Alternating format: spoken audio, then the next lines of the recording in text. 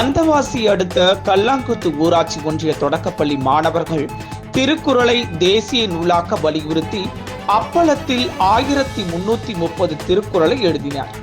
திருவண்ணாமலை மாவட்டம் வந்தவாசி அடுத்த கல்லாங்குத்து கிராமத்தில் ஊராட்சி ஒன்றிய தொடக்கப்பள்ளி உள்ளது. திருக்குறளை தேசிய நூலாக அறிவிக்க வலியுறுத்தி புதிய முயற்சியாக 1330 திருக்குறளை 1330 அப்பளத்தில் எழுதியுள்ளனர்.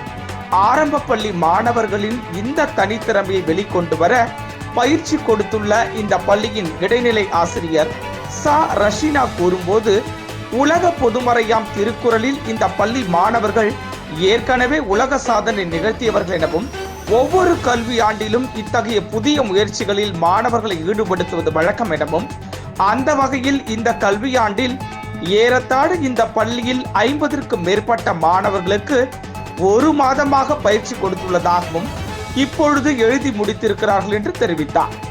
மேலும் சில மாணவர்கள் திருவள்ளுவர் வேடம் அணிந்து வந்து எழுதினார்கள் எனவும் ஏறத்தாழ ஓலை சுவடியின் வடிவத்தில் அப்பளம் இருப்பதால் அதில் எழுத பயிற்சி கொடுக்கப்பட்டது.